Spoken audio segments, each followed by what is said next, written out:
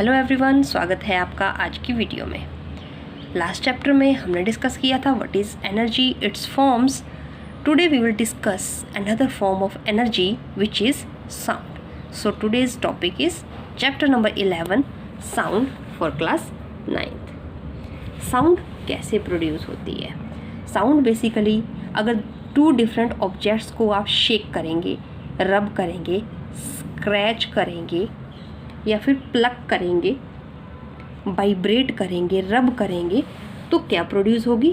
Sound produce होगी। यहाँ पे मेन शब्द आया वाइब्रेशन। तो वाइब्रेशन क्या होती है? To and fro motion of the particle is known as vibration.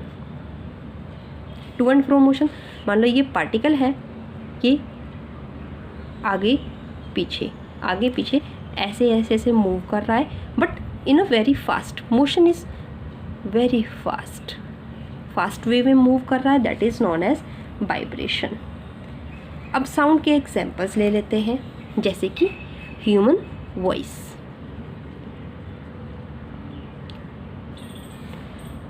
Human voice sound का मेन एग्जांपल है। अगर आप अपने वोकल कॉर्ड्स को टच करके देखेंगे तो आपको फील होगी वहाँ पे वाइब्रेशन। सेकेंड एग्जाम्पल है, जैसे कि फ्लैप करते हैं बर्ड्स अपने विंग्स को, फ्लैपिंग ऑफ विंग्स, तो भी साउंड क्रिएट होती है। या फिर बजिंग ऑफ बी, अगर आसपास में कोई बी है या फिर मॉस्किटो है तो उसकी बजिंग साउंड से आपको पता चल जाएगा। So all these examples are examples of sound. कोई भी ऑब्जेक्ट है, उसकी साउंड से हम उसका पता लगा सकते हैं। तो ये साउंड प्रोड्यूस कैसे हो सकती है? प्लकिंग से, स्क्रैचिंग से, रबिंग से या फिर ब्लोइंग से। अब मेन बात ये है कि जो साउंड है वो प्रोपेगेट कैसे करती है, वो ट्रैवल कैसे करती है, किसी मीडियम में वो कैसे जाएगी। So next is propagation of the sound. मान लीजिए यहाँ पे कोई सोर्स है जहाँ से साउंड जनरेट हुई और कुछ डिस्टेंस पे है लिसनर, ठीक है। यहाँ से this is the point of generation, यहाँ से जनरेट हुई और लिसनर है। तो साउंड को जनरेशन पॉइंट से लिसनर तक पहुँचने के लिए एक जिस भी चीज़ की ज़रूरत होती है that is known as medium. एक मीडियम की ज़रूरत है ट्रैवल करने के लिए, ठीक है। अब ये साउंड एक पॉइंट से दूसरे पॉइंट तक ट्रांसमिट कैसे हुई? So matter which is needed for the transmission of the sound is known as medium. जो साउंड वेव्स जो हैं उनके प्रोपेगेशन के लिए जिस भी चीज़ की ज़रूरत है दैट इज़ मीडियम। होता क्या है,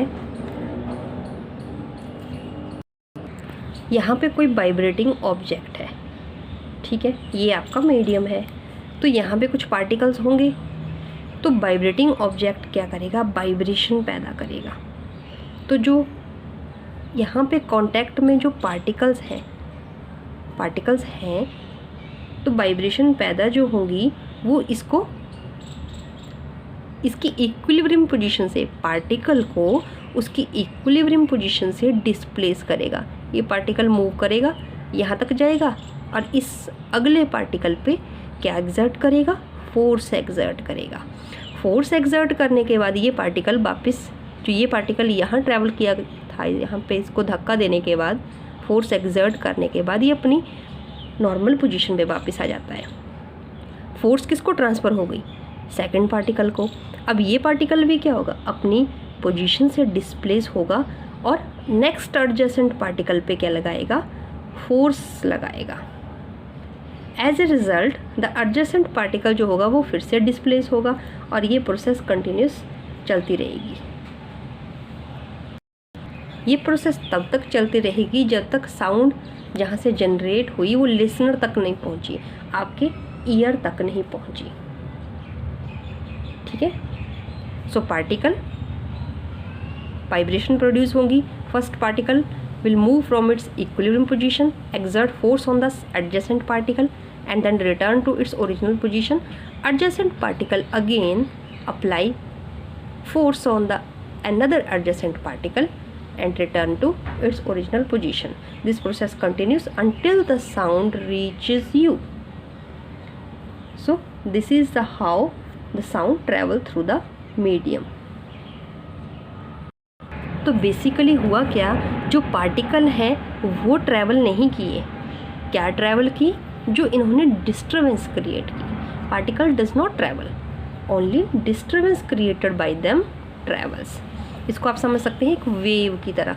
जैसे कि एक खड़ा पानी है कहीं पॉन्ड में, आपने उसमें पत्थर मारा तो ऐसे ऐसे ऐसे वेव्स बनना स्टार्ट हुई. वेव्स क्यों बनती हैं, उसमें डिस्टर्बेंस क्रिएट होती है.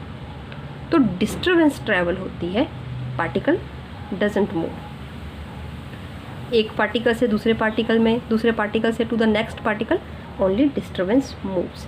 सो साउंड को हम ले सकते हैं वेव्स की तरह. साउंड इसको बोलेंगे हम साउंड वेव्स.